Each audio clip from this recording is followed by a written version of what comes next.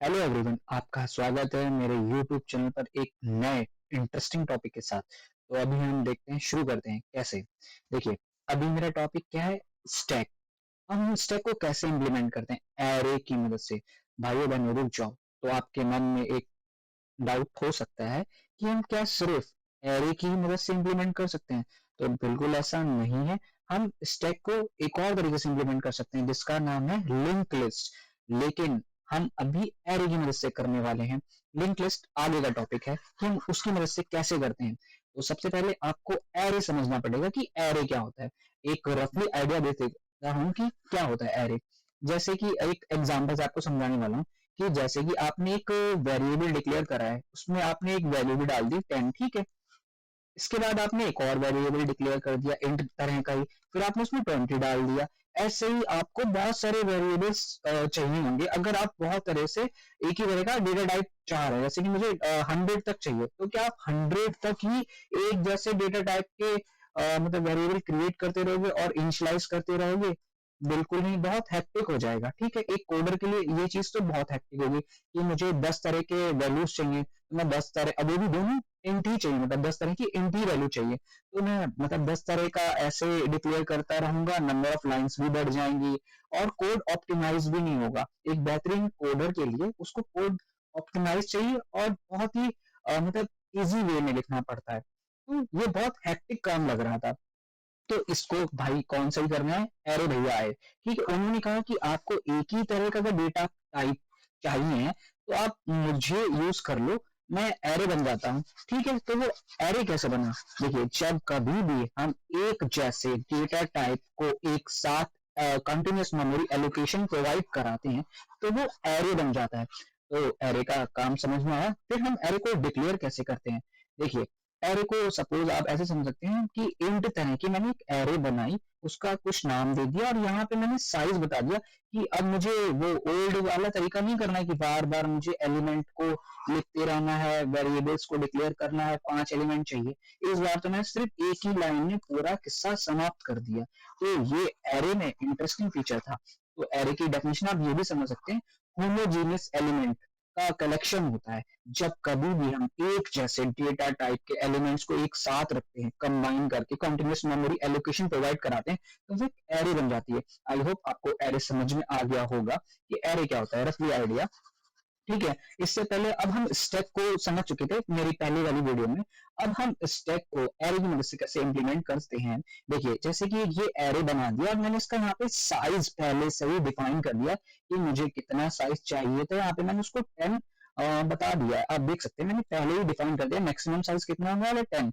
तो भाई मेरी एलिमेंट्स कितने जा सकते हैं, यहाँ पे 10 एलिमेंट्स मैं यहाँ पे डाल सकता हूँ। ठीक है, अगर मैं इसमें 10 एलिमेंट्स डाल दूंगा, मतलब इतनी ज्यादा वैल्यूज डाल सकता हूँ। कितनी मैक्सिमम है? कैपेसिटी इसकी 10 ही है। 10 से ज्यादा मैं इसमें फिल नहीं कर सकता, 10 से कम कर सकता हूँ, लेकिन फिर मेरी आधी मेमोरी वेस्टेज आएगी। ये एरे का टॉपिक है।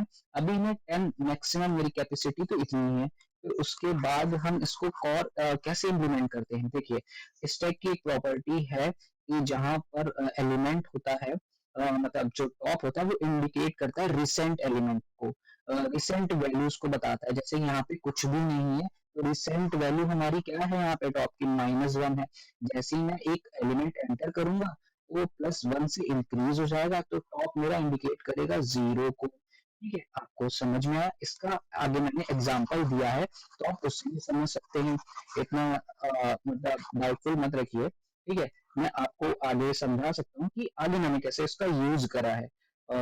देखिए, कि जैसे ही मैंने यहाँ पर एलिमेंट एंटर करे हैं, देखिए 10 एंटर करा है, तो मेरा टॉप क्या हुआ, 0 हो गया। +1 से बढ़ गया है ना, तो 0 आ जाएगा। वैसे ही मैंने 20 एंटर करा है, तो फिर यहाँ पे +1 बढ़ गया है, तो यहाँ पे 1 आ गया है। ऐसे ही सो ऑन, मैं यहाँ तक जाऊंगा लास्ट तक, तो मेरा प्लस इंक्रीज होता रहेगा +1 से। जैसे कि आप ये कोड देख रहे हैं, ठीक है, ये गलत है। गलत क्यों है, मैं ये भी बताने वाला हूँ। उसका एक रीजन है, हम ये कोड क्यों नहीं यूज कर सकते हैं। ठीक है, एक कोडर को 0 टू हीरो तक सोचना पड़ेगा, ऑप्टिमाइजेशन कोड का करना पड़ेगा। हर उसको केसेस समझने पड़ेंगे कि ऐसा है तो ऐसा क्यों नहीं है। देखिए, इसमें क्या कमी है। सबसे पहले तो ये देखिए, हम इसमें एलिमेंट फिल कर रहे हैं, ठीक है, पहले चलो चेक कर लिया, हमारे पास एलिमेंट तो है ही नहीं, तो हम फिल कर सकते हैं, एम्प्टी था तो भाई डाल सकते हैं। सोचो अगर फुल है तो पहले से ही यहाँ तक के भरे हुए एलिमेंट हुए, जैसे कि मान लो मैं यहाँ पे रैंडम एलिमेंट्स को पुट कर रहा हूँ, तो आप समझ सकते हैं कि ये पहले से ऑलरेडी फिल हो गया यहाँ तक। अब ये फंक्शन तो बार बार कॉल होगा, तो क्या भाई बार बार एलिमेंट इसमें ऐड हो जाएगा? नहीं, उसकी कैपेसिटी तो मैक्सिमम कितनी थी 10, उसके आगे तो जा ही नहीं पाएगा। तो पुश का कोड यहाँ पे ये इसलिए गलत हो जाता है। ठीक है, तो आप पुश का कोड समझ गए, ये वाला क्यों गलत है। तो फिर सही वाला क्या है? तो सही वाला आप देख सकते हैं कैसे काम करने वाला है।